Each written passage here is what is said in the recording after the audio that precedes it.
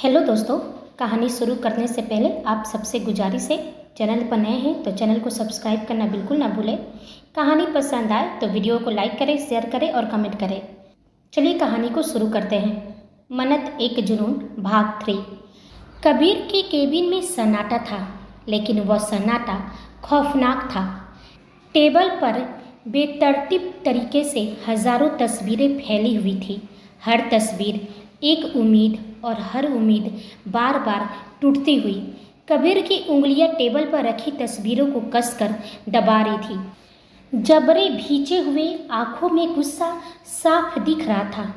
उसके सामने खड़े उसके जासूसों के पसीने छूट रहे थे। कबीर ने अपने दांत पीसते हुए टेबल पर एक जोरदार घुसा मारा। वह दहाड़ते हुए पूछा, 3 साल से मेरी बहन को ढूंढ नहीं पाए। आखिर किस काम के पैसे देता हूँ मैं तुम्हें? किस काम के तुम लोग जासूस हो? हजारों तस्वीरें लाकर मेरे सामने डाल दी। क्या ऐसी दिखती है मेरी बहन? एक आदमी ने कांपती आवाज़ में कहा। बॉस, यकीन मानिए, हमने इंडिया का हर कोना छान मारा है।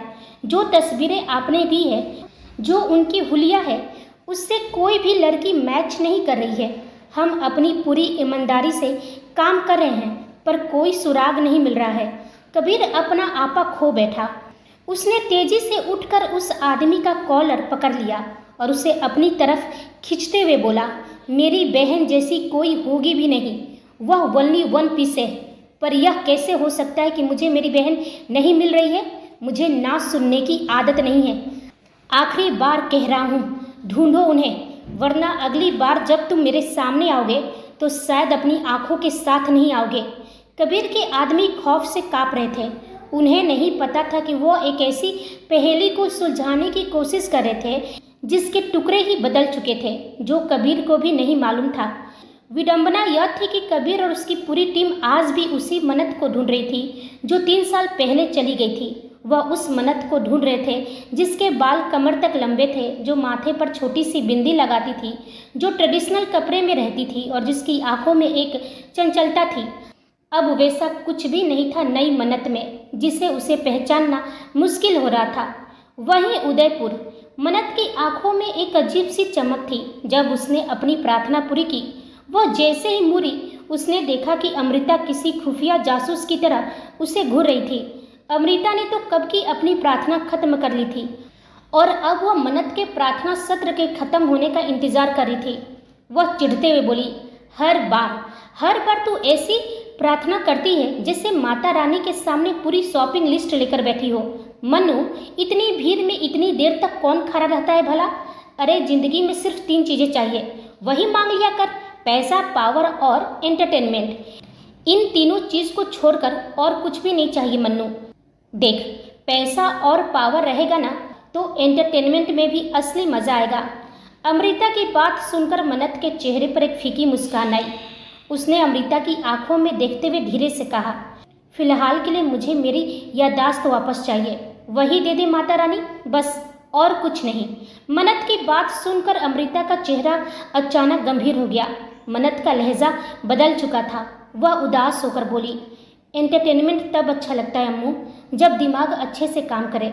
मैं सच में चाहती हूँ कि मेरी यादें वापस लौट आए। बहुत खालीपन लगता है। ऐसा लगता है कि मैं उस कटी हुई पतंग की तरह हूँ जिसकी डोर टूट गई है और वह पिछले 3 साल से बस हवा में बिना किसी मंजिल के लहरा रही है। मन्नत ने अमृता का हाथ थाम लिया और भावुक होकर बोली, मैं जानती हूँ तूने मेरी बहुत मदद की है। मुझे तो कुछ भी याद नहीं था। मैं तो उस समय भी डर रही थी कि पता नहीं तू कौन है और मैं तेरे साथ कहीं गलत हाथों में न लग जाऊँ। लेकिन तूने मेरे भरोसे का मान रखा। मुझे नहीं पता हमारा रिश्ता क्या था, पर इन 3 सालों में मुझे तुमसे अच्छी दोस्त कभी मिल ही नहीं सकती है। Thank you. देखना, जब मेरी यादें लौटेगी ना तो उसमें तेरे लिए एक बहुत स्पेशल जगह होगी। यह सुनते ही अमृता की आंखें नम हो गई। उसने मन्नत को कसकर गले लगा लिया, लेकिन उसके मन में एक भयानक डर और अपराध बोध की लहर दौड़ गई। वह मन ही मन बोली, इसी बात का तो डर है मनु, क्योंकि तेरी पिछली यादों में मेरी इमेज बहुत खराब है, बहुत ही ज़्यादा खराब। अगर तुझे सब कुछ याद आ गया तो तू शायद मुझसे नफरत करने लगे। मन्नत ने अमृता के कंधे थपथपाए और माहौल को हल्का करने के लिए उसे खुद से दूर किया और मुस्कुराते हुए बोली, बस अब हो गया तेरा इमोशनल ड्रामा। हर बार यही होता है, जब भी मैं अपनी यादाश्त की बात करती हूँ तू सेंटी हो जाती है। अब चल, वरना देर हो जाएगी और फिर तू माता रानी को नहीं मुझे कोसोगी। वहीं दुबई वह शख्स स्वीट से बाहर निकलकर एक आलीशान लॉबी में आया जहां मौत जैसा सन्नाटा पसरा था। लॉबी के ठीक बीचों बीच एक लकड़ी का बड़ा बॉक्स रखा था जिसके चारों तरफ उसके वफादार आदमी सिर झुकाए खड़े थे। वह शख्स धीरे धीरे आगे बढ़ा और अपने पंजों के बल बैठकर उस बॉक्स की तरफ देखा। उसके एक आदमी ने जल्दी से ढक्कन खोला और अंदर देखते ही उस शख्स की आंखें गुस्से से लाल हो गई। बॉक्स में उस लड़की की लाश थी जिसे वेदांश राठौर ने इटली में बिना किसी रहम के मौत के घाट उतार दिया था। उस शख्स की मुठ्ठियां इतनी जोर से भींच गई कि उसकी नसें फटने को रेडी थी। तभी उसके सबसे भरोसेमंद आदमी मार्क ने दबी आवाज में कहा, बॉस, लगता है कि किंग को हम पर शक हो गया है। उसने यह लाश भेजकर हमें चेतावनी दी है। वह शख्स एक खौफनाक हंसी हंसा और गरजते हुए बोला, अच्छी बात है। इस लड़की की लाश इस बात का सबूत है कि मेरा शक सही है, किंग जिंदा है। फिर वह कैफिन पर नजरें डालते हुए कहा, और ऐसे मोहरे तो आते जाते रहेंगे, इन्हें मरने के लिए ही तो मैंने पाला है। फिर वह कुछ सोचकर जाकर अपनी किंग साइज चेयर पर आराम से बैठ गया। कमरे में हल्की अंधेरी रोशनी और उसके चेहरे पर पड़ती परछाइयाँ उसे और भी खतरनाक बना रही थी। उसकी गहरी ठंडी आंखें सामने खड़े मार्क पर टिक गई। वह पूछा, खबर क्या है? मार्क ने तुरंत सिर झुका लिया और कहा, बॉस, वेदांश राठौर 3 साल बाद मुंबई लौट आया है। एक पल रुककर उसने आगे कहा, न्यूज़ में अभी वही छाया हुआ है। मिस्टर एक्स के होठों पर हल्की सी मुस्कान आई। वह बोला, आखिर किंग की वनवास खत्म हो गई, आखिर वो लौट ही आया। मार्क ने बात जारी रखी, हाँ बॉस, हमारे आदमी अपना काम कर रहे हैं। अगली मीटिंग में आपको किंग घोषित करने की तैयारियां हो रही है। इतना सुनते ही मिस्टर एक्स की मुस्कान और भी गहरी हो गई, लेकिन अगले ही पल उसकी आंखों में ठंडा अंधेरा उतर आया। वह कहा, किंग, उसका फायदा क्या है मार्क? वह धीरे धीरे अपनी चेयर से थोड़ा आगे झुका। जब तक ब्लैक बुक मेरे हाथ में नहीं आती, उसकी आवाज़ और भी खतरनाक हो गई, तब तक पावर मेरे पास नहीं आएगी। मुझे ब्लैक बुक चाहिए। वो ब्लैक बुक, उसकी आवाज़ भारी थी, जिसके लिए मलिक, राव और वैभव इनकी जान चली गई। फिर भी ब्लैक बुक हमारे हाथ नहीं लगी। वह धीरे धीरे अपनी चेयर से उठा और बोला, क्योंकि उनका तरीका गलत था मार्क। उसकी आंखों में ठंडी चमक थी। वो वेदांश राठौर की कमजोरी को टारगेट करना चाहते थे ब्लैक बुक पाने के लिए। बेवकूफ़, भूल गए थे कि माफिया वर्ल्ड में जो किंग बनता है वो अपनी कमजोरी नहीं बनाता। वह एक पल रुका और फिर कहा, और अगर बन भी जाए तो उसे कभी जाहिर नहीं होने देता। मार्क चुपचाप सुन रहा था। मिस्टर एक्स की आंखों में अब गुस्सा साफ दिख रहा था। 3 साल पहले उस वैभव की मूर्खता की वजह से उसने टेबल पर हाथ मारते हुए कहा, ब्लैक बुक हमारे हाथ आते आते रह गई। मैंने उसे 1000 बार समझाया था, उस लड़की को टारगेट मत करो। उसने धीरे से कहा, क्या था उसका नाम? मन्नत। उस नाम के साथ उसकी आंखों में अजीब सी चमक आ गई। यही नाम था न उसका? उसने मेज पर पड़ी मन्नत की फोटो को अपनी उंगलियों के बीच ऐसे उठाया जैसे कोई कीमती हीरा हो। उसकी गहरी बर्फीली आंखों में उस तस्वीर को देखते हुए एक अजीब सी चमक आई। उसने उंगली से मन्नत के चेहरे को सहलाया, मानो वह कोई तस्वीर नहीं बल्कि उसकी शिकार हो। मिस्टर एक्स ठंडी और खतरनाक मुस्कान के साथ कहा, खूबसूरत तो है मार्क, बहुत खूबसूरत है। भला इतनी खूबसूरत लड़की पर अगर किसी का दिल ना हारे तो फिर वह इंसान ही क्या? पर हम तो शैतान हैं। वह जोर से हंसा। हम जैसों के लिए ये खूबसूरती सुकून नहीं बल्कि जिंदा रहने का ईंधन है।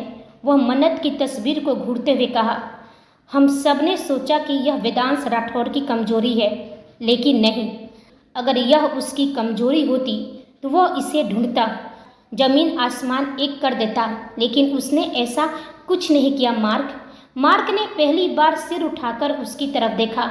मिस्टर एक्स आगे बोला, 3 साल उसने उंगली से हवा में जैसे गिनती की हो। पूरे 3 साल वो चुप रहा, ना कोई शोर, ना कोई तमाशा। आखिर वेदांश राठौर के दिमाग में चल क्या रहा है? कुछ तो वजह होगी मार्ग। वह वेदांश राठौर 3 साल खुद को गायब क्यों रखा? कमरे में सन्नाटा छा गया था, लेकिन जवाब शायद मिस्टर एक्स के पास नहीं था। वहीं वेदांश इस वक्त अपने किंगडम में था और साथ में कबीर, मयंक और शिव भी थे। वहां का सन्नाटा किसी गहरी खाई की तरह लग रहा था। कबीर और वेदांश की खासियत यही था कि दोनों अपने काम में पूरी तरह प्रोफेशनल थे। चाहे पर्सनल लाइफ कैसी भी हो, उसका असर वह अपने काम पर नहीं होने देते थे। लेकिन इस वक्त दोनों पूरी तरह खामोश थे। तभी मयंक, जो कब से अपनी भावनाओं को दबाए बैठा था, आखिर उसका सब्र टूट गया। उसने कहा, यार ये क्या है? तुम दोनों ऐसे एक दूसरे से खामोशी से वार करोगे क्या? कोई तो कुछ बोलो। 3 साल बाद तुम लौटे हो वेद। माना कि मुझे और कबीर को मालूम था कि तुम कहाँ थे और किस हाल में थे, लेकिन जब लौटे हो तो यार हमसे भी ऐसी खामोशी। वेदांश ने मयंक की तरफ देखा भी नहीं। उसने बस अपनी ठंडी और सपाट आवाज़ में इतना ही कहा, मुझे 3 साल की रिपोर्ट चाहिए। हमारे जो भी हथियार आने वाले थे उन सब का स्टेटस क्या है? मयंक समझ गया कि वेदांश इस वक्त दोस्त नहीं बल्कि सिर्फ किंग के मूड में है। मयंक ने आगे बढ़कर कुछ फाइल्स डेस्क पर रखे और बोला, 3 साल तक तुम्हारे गायब रहने की वजह से माफिया वर्ल्ड में ज़बरदस्त हलचल मच गई थी। सबको लगा कि तुम कहीं चले गए हो या ख़त्म हो चुके हो। तुम्हारी आखिरी मीटिंग 3 साल पहले इटली में हुई थी। उसके बाद माफिया वर्ल्ड की जितनी भी मीटिंग्स हुई उनमें किंग नहीं पहुंचा। मयंक ने गहरी सांस ली और आगे कहा, जैसा तुम जानते हो, इन 3 सालों में मैंने और कबीर ने माफिया वर्ल्ड की हर मीटिंग अटेंड की। हथियारों की डीलिंग से लेकर सप्लाई तक सब कुछ हमने संभाला। लेकिन एक नाम है जो अब तेजी से उभर कर आ रहा है, मिस्टर एक्स। मयंक ने आगे कहा, भले वो मीटिंग्स में कभी खुद नहीं आया, लेकिन उसके नाम के चर्चे चारों तरफ है। माफिया वर्ल्ड को अब लगता है कि मिस्टर एक्स ही उनका अब नया किंग होना चाहिए। वह कौन है, कैसा दिखता है, कोई नहीं जानता। मैंने और कबीर ने बहुत पता लगाने की कोशिश की, लेकिन वह एक रहस्यमयी परछाई जैसा है। मयंक ने वेदांश की आंखों में देखते हुए कहा, उसके कुछ आदमी चाहते हैं कि जब अगली मीटिंग हो तो मिस्टर एक्स को ही किंग के रूप में चुना जाए, लेकिन हम सब जानते हैं कि कोई भी किंग तभी बन सकता है जब उसके हाथ में ब्लैक बुक हो, और वह ब्लैक बुक सिर्फ तुम्हारे पास है। मयंक की आवाज़ और भी गंभीर हो गई।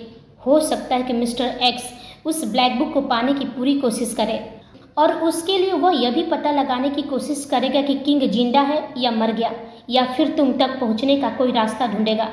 वेदांश कुछ पल तक खामोश रहा। कमरे की भारी खामोशी उसके वजूद को और भी खौफनाक बना रही थी। फिर वह धीरे से अपनी चेयर से उठा और विशाल कांच की दीवार के पास जाकर खड़ा हो गया। उसका चेहरा बिल्कुल भावहीन था। उसके दोनों हाथ पैंट की जेब में थे। वह कुछ पल तक यूं ही खामोश रहा, जैसे अपने दिमाग में बहुत कुछ सोच रहा हो। तभी मयंक ने कहा, तुम क्या सोच रहे हो वेद?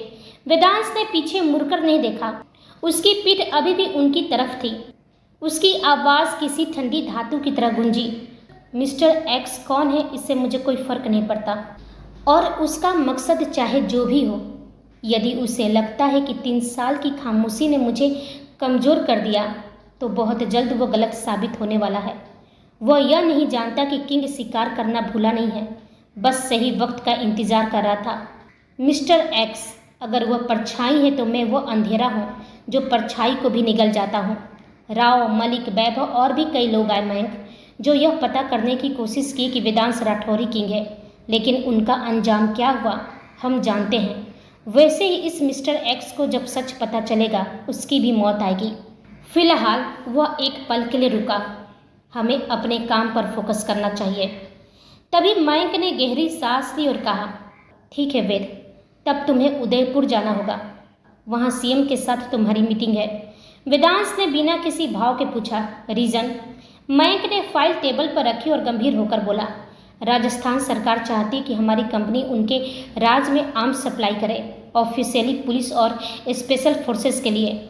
मैंने डील क्लोज करने की कोशिश की, लेकिन सरकार का साफ कहना है कि वो किसी और से बात नहीं करेंगे। उनकी शर्त है कि डील सीधे तुमसे होगी, सिर्फ वेदांश राठौर की। वेदांश ने कोई प्रतिक्रिया नहीं दी, वह बस मयंक को देखता रहा। मयंक ने बात आगे बढ़ाई, तुम्हारी गैर मौजूदगी में हमारी कंपनी की क्रेडिबिलिटी पर सवाल उठने लगे थे। लोग कहने लगे थे कि अब राठौर साम्राज्य कमज़ोर पड़ रहा है, लेकिन अब तुम लौट आए हो तो मुझे लगता है कि तुम्हें राजस्थान जाना चाहिए। उदयपुर में यह डील करना बहुत ज़रूरी है, क्योंकि इस कॉन्ट्रैक्ट से हमें पूरे एस्टेट की सिक्योरिटी और आर्म्स सप्लाई पर कंट्रोल मिल जाएगा। ये हमारे बिजनेस को एक अलग लेवल पर ले जाएगा। फिर वेदांश ने गहरी आवाज़ में पूछा, और बदले में? मैं समझ गया कि वो क्या जानना चाहता है। ऑफिशियली तो सिर्फ कॉन्ट्रैक्ट होगा, लेकिन अनऑफिशियली हमें फ्री मूवमेंट, कुछ स्पेशल परमिशंस और लोकल सिस्टम में सपोर्ट मिलेगा। मतलब गेम क्लीन भी होगा और हमारे हिसाब से भी।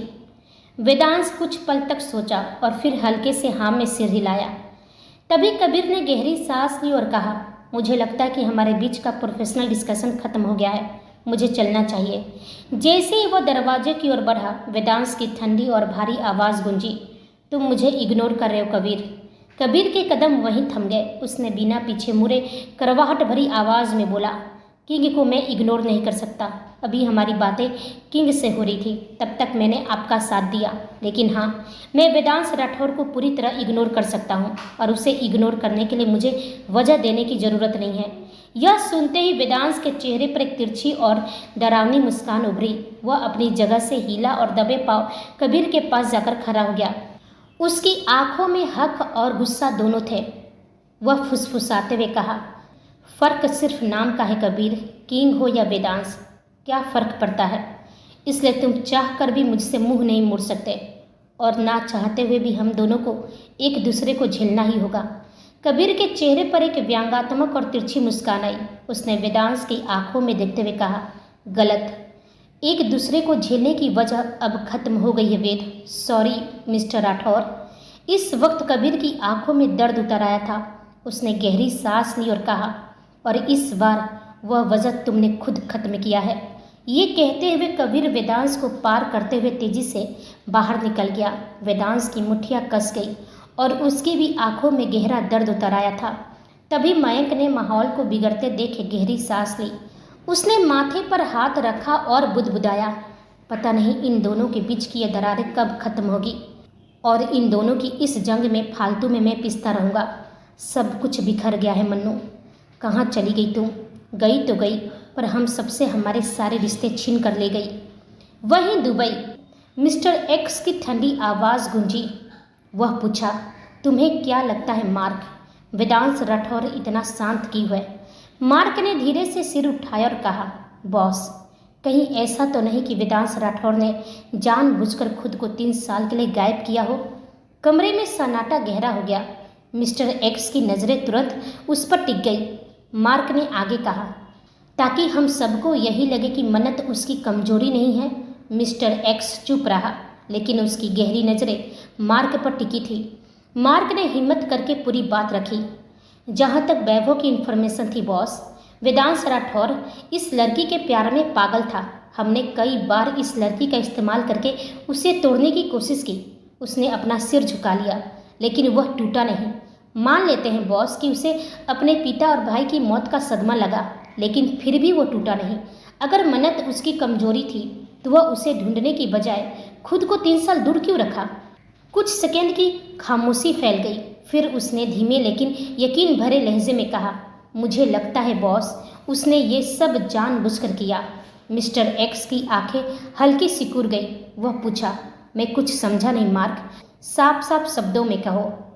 मार्क ने आखिरी बात कही, बॉस, ताकि हम सबको यकीन हो जाए बॉस कि मन्नत उसकी कमजोरी नहीं है। कमरे में सन्नाटा जम गया। मिस्टर एक्स कुछ पल तक उसे देखता रहा, फिर उसके होठों पर धीमी लेकिन खतरनाक मुस्कान आई। इंटरेस्टिंग। वह अपनी चेयर से आगे झुका। अगर ऐसी बात है मार्क, उसकी आंखों में चमक उभरी, तो वेदांश राठौर उर्फ किंग सिर्फ पावरफुल नहीं है, बहुत खतरनाक चालें चली है।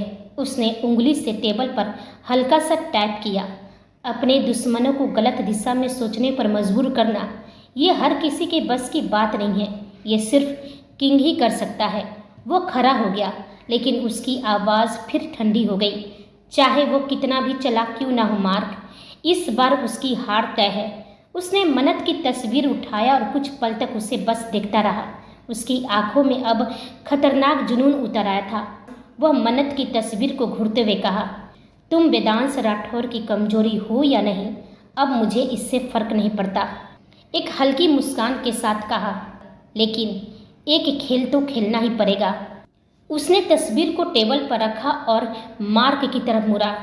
अब हम दूर से वार नहीं करेंगे मार्क। उसकी आवाज़ सख्त हो गई। अब उसकी सल्तनत में घुसेंगे और वहीं से उसे तोड़ेंगे। कमरे में सन्नाटा छा गया। अब हमें किंग की कमजोरी को मोहरा नहीं बनाना है, बल्कि अपने इशारों पर नचाना है। मार्क ने अननोइंग फेस के साथ सिर उठाकर उसे देखा। मिस्टर एक्स धीरे धीरे उसके चारों तरफ घूमते हुए बोला, कमजोरी को छूकर किंग को हराया नहीं जाता मार्क। किंग को हराने के लिए किंग के दिमाग में घुसना पड़ता है। उसने अपनी उंगली से अपने सिर की तरफ इशारा किया। किंग के फैसले को कंट्रोल करना पड़ता है। एक पल की खामोशी छाई रही। फिर मिस्टर एक्स की आवाज़ और भी खतरनाक हो गई। और जब किंग अपने फैसले खुद ना ले, बल्कि हमारे हिसाब से लेने लगे, उसके होठों पर हल्की मुस्कान आई। तब समझो उसकी सल्तनत खुद ब खुद हमारी हो जाती है। कमरे में सन्नाटा छा गया था और मिस्टर एक्स के चेहरे पर खतरनाक मुस्कान आ गई थी। ऐसी मुस्कान जो वेदांश राठौर की सल्तनत को तबाह करने वाला हो। वहीं राठौर मेंशन की भव्यता आज अंगद को चुभ रही थी। वह तेज कदमों से अपने आलीशान कमरे में दाखिल हुआ। उसके चेहरे पर हवाइयाँ उड़ी हुई थी और आंखों में बेतहासा गुस्सा। वह खुद को काबू करने की नाकाम कोशिश कर रहा था, लेकिन उसके अंदर नफरत का जहर उबल रहा था। वह आईने के सामने खड़ा हुआ और अपनी परछाई से बुदबुदाया, आखिर क्यों वह वेदांश राठौर वापस लौट आया? अगर उसने कंपनी की कमान अपने हाथों में ले ली तो मेरी साख और मेरी पोजीशन का क्या होगा? कहीं मेरी कुर्सी मुझसे छीन ना ले। अंगद के माथे पर पसीने की बूंदें चमकने लगी।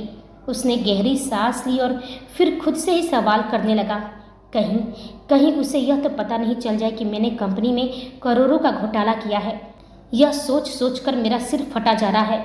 उसने मुझसे कुछ कहा तो नहीं, लेकिन कौन जाने उस पत्थर दिल के दिमाग में क्या चल रहा है। नहीं, बहुत मुश्किलों से मैंने अपनी यह जगह बनाई है। यह पावर और रुतबा मेरे हाथ आया है। मैं इसे इतनी आसानी से हाथ से कैसे जाने दे सकता हूँ? अंगद ने आईने में खुद को घूरते हुए खुद को दिलासा देने की कोशिश की।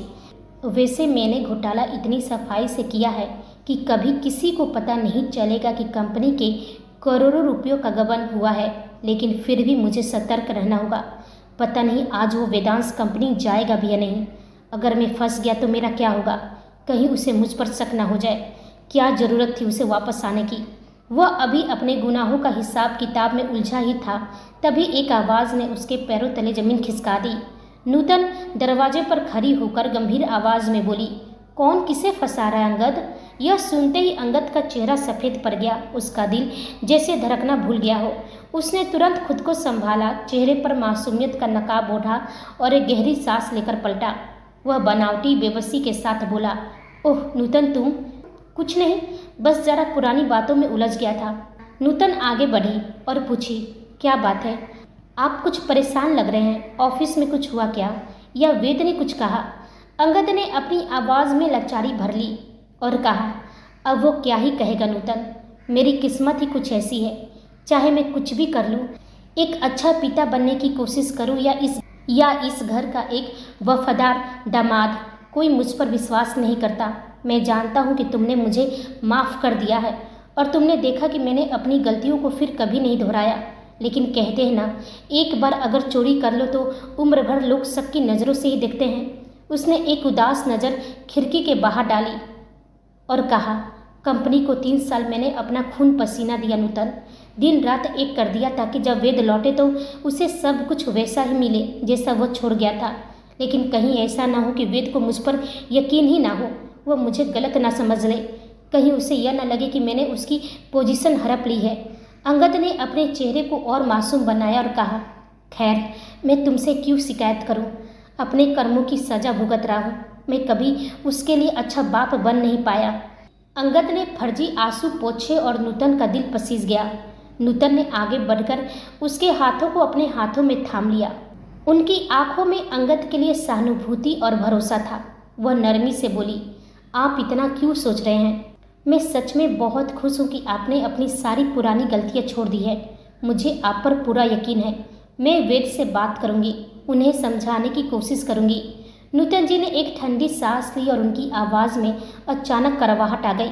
वैसे इसमें वेद की भी कोई गलती नहीं है। जब तक वो आपको समझ पाते या आप खुद को उनके सामने साबित करते, वो भी तो हम सबसे दूर चले गए थे। और ये सब सिर्फ हुआ उस लड़की मन्नत की वजह से। जैसे ही नूतन को मन्नत की याद आई, उनके चेहरे की रेखाएं गुस्से में तन गई। वहीं अंगद के चेहरे पर एक सातिर और छिपी हुई मुस्कान खिल गई।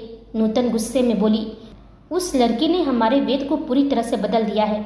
जब से लौटे हैं हमसे ठीक से बात तक नहीं की। पहले भी कम बोलते थे, लेकिन अब तो जैसे खामोशी हो गए हैं। लेकिन आप चिंता मत कीजिए, जैसे वो घर आएंगे मैं उनसे बात करूंगी। मैं उन्हें बताऊंगी कि आप बिल्कुल बदल चुके हैं। मैं आपके साथ हूँ अंगद, इसलिए आप निश्चिंत रहिए। अंगद के चेहरे पर बनावटी मुस्कान आ गई। वहीं नूतन कुछ पल तक अंगद को गौर से देखती रही। अंगद ने खुद को संभाल लिया था।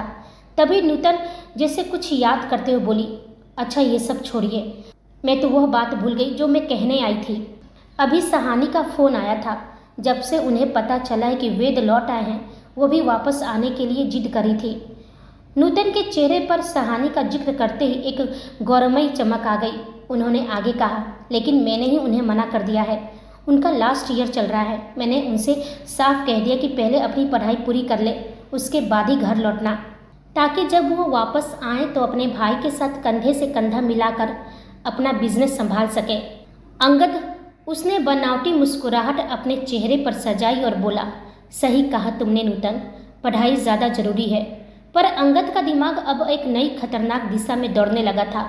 उसके चेहरे पर एक कुटिल मुस्कान उभर आई। वह मन ही मन बोला, बिल्कुल सही कहा तुमने नूतन, सहानी को आने दो। एक बार वो अपनी पढ़ाई पूरी करके लौट आए, फिर मेरी बेटी ही तो इस पूरे अंपायर की असली मालकिन बनेगी, और उसका बाप यानी मैं यहाँ का बेताज राजा। 3 साल पहले वो मन्नत मेरी बेटी का हक पर सांप की तरह कुंडली मारकर बैठी थी। वेदांश उसे पूरे एम्पायर का मालकिन बनाना चाहता था, लेकिन अब ना वो रही ना ही आयुष रहा। तो यह एम्पायर मेरी बेटी का होगा, यानी मेरा।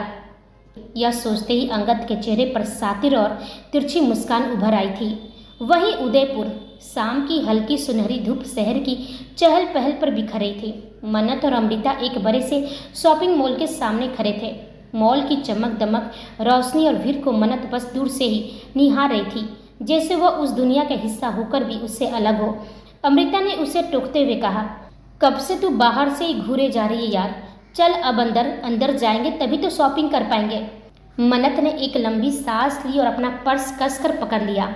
उसने बहुत ही संजीदगी से कहा, अम्मू सीरियसली मेरे पास पैसे नहीं हैं। तू अच्छी तरह जानती है कि मुश्किल से मेरे पर्स में 2000 बचे हैं। मुझे ये तब तक चलाने हैं जब तक मुझे नई जॉब नहीं मिल जाती, और मिल भी गई तो सैलरी 1 महीने बाद मिलेगी। मुझे नहीं पता कि मुझे कब तक इन पैसों में गुजारा करना होगा, और तू चाहती है कि मैं शॉपिंग करूं? अमृता ने हैरान होकर पूछा, तो तू फिर आई क्यों मेरा साथ देने? मन्नत ने थोड़ा मुंह बनाकर कहा, मैं शॉपिंग के लिए नहीं आई हूँ। मैं तो बाहर इसलिए आई ताकि मैं कोई जॉब ढूंढ सकूं। मुझे लगा शायद इस मॉल में कोई काम मिल जाए। अब तो ऐसी हालत है अम्मू कि कोई भी काम मिल जाए, बस सैलरी मिलनी चाहिए। अमृता ने मन्नत को देखते हुए प्यार से कहा, लेकिन मेरे पास पैसे हैं मनु, मेरी जॉब नहीं छुटी है, इसलिए चल आज की शॉपिंग का खर्चा मैं उठाऊंगी। जब तेरी जॉब की पहली सैलरी मिलेगी ना, तब तू मुझे पार्टी दे देना। मैं जानती हूँ तू अपनी सेल्फ रिस्पेक्ट के आगे किसी का एहसान नहीं लेना चाहती। मन्नत की आंखों में नमी आ गई। उसने धीमे से कहा, नहीं अम्मू, मुझे सच में शॉपिंग नहीं करनी। मेरे पास जितने कपड़े हैं मैं काम चला सकती हूँ। मुझे तो बस अब जॉब चाहिए। अब बोझ नहीं बनना, ना तुझ पर ना किसी और पर। अमृता ने उसके कंधे पर हाथ रखा और दिलासा देते हुए बोली, इतना क्यों सोचती है? माता रानी पर विश्वास रख, मिल जाएगा काम, जैसे पिछला मिला था। पर फिलहाल शॉपिंग ना सही, गोलगप्पा तो खा ही सकते हैं, है ना? यह तो हम दोनों की बजट में आएगा। मन्नत के चेहरे पर एक फीकी मुस्कान आई। उसका मन तो बिल्कुल भी नहीं था, पर अमृता का दिल रखने के लिए वह गोलगप्पे के स्टॉल की तरफ मुड़ गई। वहीं शेखावत मेंशन में हल्की सी खामोशी पसरी हुई थी। पंखुड़ी अपने कमरे में बैठी थी। उसके सामने गोद भराई की एल्बम खुली हुई थी। वह धीरे धीरे हर तस्वीर पलट रही थी और हर तस्वीर के साथ उसकी आंखों में नमी और गहरी होती जा रही थी। हर एल्बम में, हर फोटो में सबसे पहले अगर कोई दिख रहा था तो वो थी मन्नत। कभी हंसते हुए, कभी पंखुड़ी को छेड़ते हुए, तो कभी उसके पास बैठकर उसका हाथ थामे हुए। एक फोटो पर उसकी उंगलियां रुक गई। उसमें मन्नत झुककर पंखुड़ी के पेट पर कान लगाए हुए थी, जैसे बच्चे की धड़कन सुनने की कोशिश कर रही हो। पंखुड़ी के होठ हल्के से कांपे। वह बोली, कहाँ चली गई मन्नू तू? हर बार तेरा यही होता है ना, बिना बताए चली जाती है और मुझे यूं ही अकेला छोड़ देती है। देख, आज मेरे पास पूरा परिवार है, लेकिन तेरे बिना यहाँ सब बिखरा हुआ है। खुशियाँ तो जैसे तेरे साथ ही घर से विदा हो गई है। पंखुड़ी की आंखों से एक आंसू टपक कर एल्बम के पन्नों पर जा गिरा। उसने जल्दी से उसे पोंछा, जैसे मन्नत की तस्वीर को भी भीगने से बचाना चाहती हो। वह सिसकते हुए बोली, पता है मन्नू, जब कुहू का जन्म हुआ तो पूरा परिवार उसे देखकर कितना खुश था, लेकिन हर किसी की आंखों के एक कोने में एक दर्द छिपा था कि तू वहाँ नहीं थी। हमें कुहू में तेरी छवि दिखती है। माँ, पापा, दादाजी सभी टूट गए हैं, लेकिन सबसे ज़्यादा कोई टूटा है तो वह कबीर है। वो बाहर से तो चट्टान की तरह मजबूत दिखते हैं, पर मैं जानती हूँ कि वह अंदर से बिखर गए हैं। उन्हें लगता है कि वह एक अच्छे भाई नहीं साबित हुए, जो अपनी बहन की हिफाजत कर सके। पंखुड़ी ने एल्बम को अपने सीने से लगा लिया और बुदबुदाई, प्लीज़ लौट आ मन्नू, मुझे अकेले सब नहीं संभाला जाता। देख, हमारी कुहू अब बड़ी हो रही है। तुझे बहुत शौक था ना कि तू उसके मुंह से बुआ सुने। तुझे सुनने के लिए वो तरस रही है और हम सब तुझे देखने के लिए। बस एक बार आ जा। एल्बम को सीने से लगाए पंखुड़ी चुपचाप मन्नत को याद करी थी। तभी दरवाजे पर आकर कबीर रुक गया था। उसने जैसे ही पंखुड़ी को उस हालत में देखा, उसके कदम वहीं थम गए। उसकी आंखों में मन्नत को खोने का गम और उसे ना ढूंढ पाने का दर्द साफ झलक रहा था, और अगले ही पल उसकी आंखों से आंसू लुढ़क कर गालों तक आ गए। कुछ सेकेंड तक वह बस वहीं खड़ा रहा, जैसे अंदर आने की हिम्मत नहीं जुटा पा रहा हो। पंखुड़ी को किसी की मौजूदगी का एहसास हुआ। उसने जैसे ही अपनी आंखें खोलकर दरवाजे की तरफ देखा, कबीर को वहां पाया। उसे देख पंखुड़ी सक पका गई और जल्दी से अपने आंसू पोंछते हुए एल्बम को किनारे रखा। वह अपनी आवाज़ को सामान्य करने की कोशिश करते हुए बोली, अरे कबीर, आप आ गए? बताया नहीं। कबीर ने कोई जवाब नहीं दिया। उसके गले में जैसे कोई शब्द फंस गया था। उसने पंखुड़ी की नज़रों से नज़रें नहीं मिलाई, क्योंकि वह जानता था कि अगर उसने बात की तो उसका बांध टूट जाएगा। वह सीधा बैल्कनी की तरफ बढ़ गया और कांपते हाथों से जेब से सिगरेट निकाली। लाइटर की लौ जली और कबीर सिगरेट के धुएं के साथ अपने अंदर की घुटन को बाहर निकालने लगा। पंखुड़ी बिस्तर से उठी और बैल्कनी की चौखट पर आकर खड़ी हो गई। वह कबीर की चौड़ी पीठ को देख रही थी, जो इस वक्त बोझ से झुकी हुई लग रही थी। वह अच्छी तरह समझ रही थी कि कबीर सिगरेट के धुएं के पीछे अपना दर्द, अपनी नाकामी छुपाने की कोशिश कर रहा है।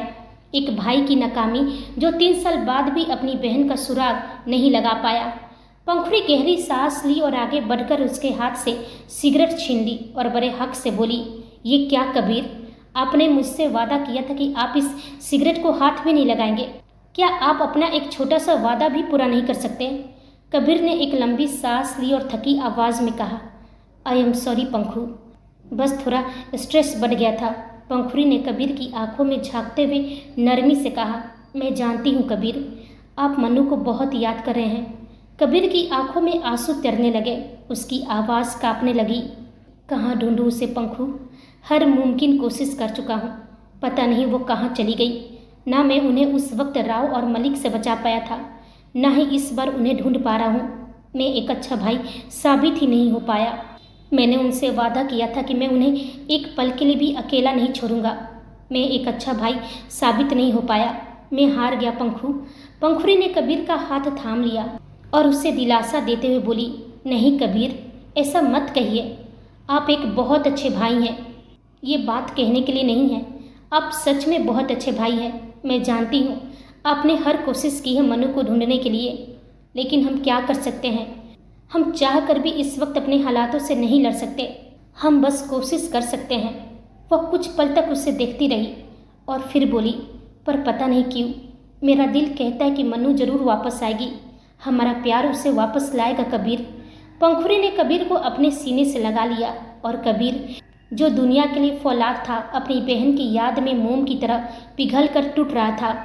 वहीं मन्नत और अमृता अपने फ्लैट पर लौट आए थे। मन्नत इस वक्त अपने कमरे में बैठी मोबाइल पर नौकरियों की वैकेंसी देख रही थी। वह अपनी नज़रों से ऐसी जगह तलाश रही थी जहां उसे सर्टिफिकेट देने की ज़रूरत न पड़े, क्योंकि इन 3 सालों के अंधकार में उसके पास सिर्फ कड़वे अनुभव थे, शिक्षा की कोई डिग्री नहीं। तभी उसके कमरे के दरवाजे पर दस्तक हुई। मन्नत ने नज़र उठाकर देखा तो वहां मिस्टर मेहता एक बनावटी मुस्कान लिए खड़े थे। मन्नत सहजता से पूछी, अंकल आप आइए अंदर, कुछ काम था क्या मुझसे?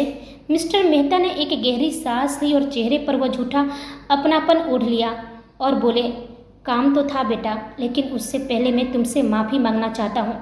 रत्ना तुम्हारे साथ अच्छा व्यवहार नहीं करती है और तुम भी सब कुछ चुपचाप सह लेती हो, लेकिन बेटा वह दिल की बुरी नहीं है। तुम तो अच्छी तरह जानती हो कि हमारे हालात कैसे हैं।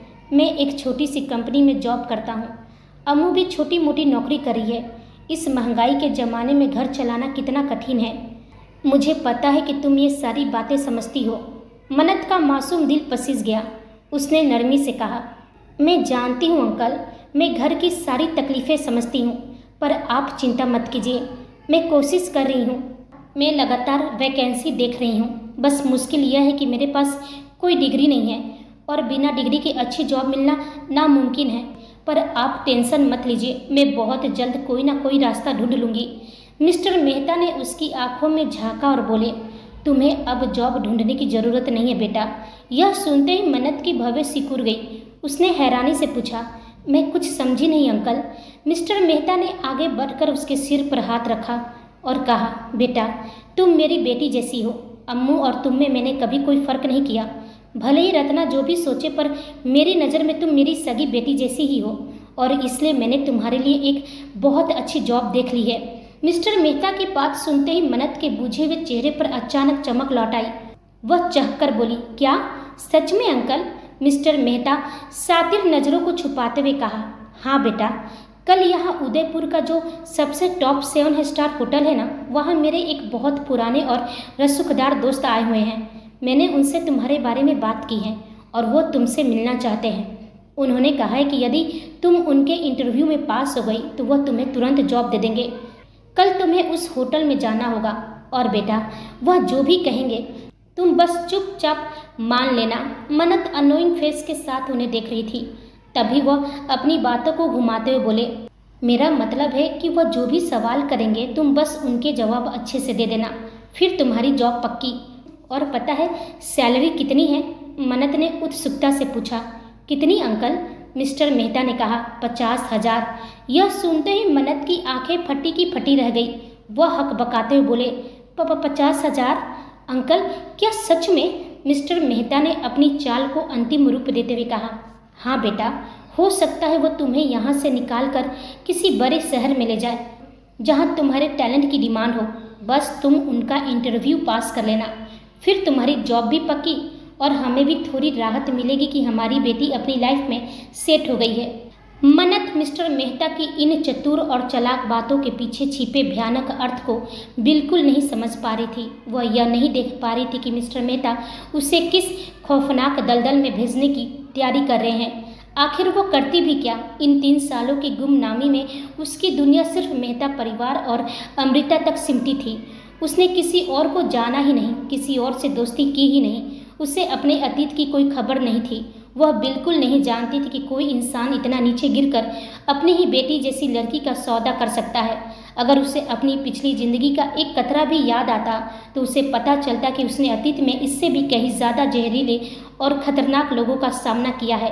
काश आज उसे सब याद होता तो वह मिस्टर मेहता की इन मीठी बातों में छिपे जहर को पहचान पाती। मिस्टर मेहता का चेहरा अचानक गंभीर हो गया और बोले, लेकिन बेटा, लेकिन क्या अंकल? मन्नत ने उनकी गंभीरता देख थोड़ा सहमते हुए पूछी। मिस्टर मेहता ने कहा, बेटा तुम यह बात अम्मू को अभी मत बताना। यह सुनते ही मन्नत हैरान रह गई। उसकी आंखें फैल गई और उसने सवालिया लहजे में पूछा, लेकिन क्यों अंकल? मैं अम्मू से कोई बात नहीं छुपाती। मिस्टर मेहता ने बड़ी चालाकी से अपना पासा फेंका और कहा, बेटा पहले जॉब पक्की तो हो जाने दो, वरना तुम तो जानती हो कि अम्मू कितनी भावुक है, वो कितनी जल्दी उम्मीदें पाल लेती है। भगवान न करे अगर तुम्हें कल वो जॉब ना मिली तो उसे बहुत दुख होगा और वो टूट जाएगी। एक बार जब यह सब कुछ फाइनल हो जाए तब उसे सरप्राइज देना, उसे और भी अच्छा लगेगा। क्या कहती हो? मन्नत को उनके तर्क में अपनी दोस्त की फिक्र नजर आई। वह मासूमियत से मुस्कुराते बोली, आप सही कह रहे हैं अंकल, मैं अम्मू को कल ही बताऊंगी, मैं जाऊंगी उनसे मिलने के लिए। मिस्टर मेहता संतुष्टि के साथ बोले, टाइम पर जाना बेटा, और समय शाम के 6 बजे हैं। और हाँ, थोड़े अच्छे से सज धज कर जाना। तुम तो जानती हो कि आजकल की दुनिया में जो दिखता है वही बिकता है। प्रोफेशनल बनकर जाओगी तो उन पर और भी अच्छा असर पड़ेगा। मुझे पता है कि तुम मुझे निराश नहीं करोगी। इतना कहकर मिस्टर मेहता एक कुटिल मुस्कान छिपाते हुए कमरे से बाहर निकल गए। उनके जाते ही मन्नत की खुशी का ठिकाना न रहा। उसका चेहरा उम्मीदों से खिल उठा और खुशी के मारे चहकने लगी। वह उछलते हुए बोली, thank you thank you thank you Mata Rani, आखिरकार मुझे जॉब मिल ही जाएगा। कल मैं अपनी पूरी जान लगा दूंगी और अच्छे से इंटरव्यू पास करूंगी। 50,000 की सैलरी, अब मैं अपनी नई जिंदगी शुरू कर पाऊंगी। वहीं वेदांश की जेट उदयपुर की जमीन को छू चुकी थी। एक तरफ मन्नत थी जिसकी आंखों में उम्मीद थी कि कल उसे उसकी जिंदगी बदल देने वाली नौकरी मिल जाएगी, और दूसरी तरफ वेदांश राठौर जो हर कदम के साथ अनजाने में मन्नत के और करीब आता जा रहा था। लेकिन क्या होगा जब ये दोनों आमने सामने आएंगे उदयपुर की सरजमी पर? क्या मन्नत की खोई हुई यादें वेदांश को देखते ही वापस लौट आएगी, या वेदांश का अंदर दबा हुआ 3 साल का दर्द मन्नत को देखते ही फिर से जिंदा हो जाएगा? क्या 3 साल की दूरी एक नज़र में मिट जाएगी, या ये मुलाकात एक नई तबाही की शुरुआत होगी?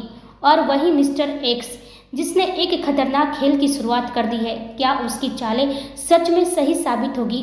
वो आखिर कौन सा दाव खेलेगा और कैसे घुसेगा वेदांश राठौर की सल्तनत में? इन सभी सवालों का जवाब मिलेंगे अगले भाग में। तब तक हमारे चैनल सवेरा कहानी के साथ बने रहिए। लाइक करें, शेयर करें, कमेंट में बताएं आपको क्या लगता है आगे क्या होगा, और सब्सक्राइब करना बिल्कुल ना भूलें। आप सभी को कहानी सुनने के लिए धन्यवाद।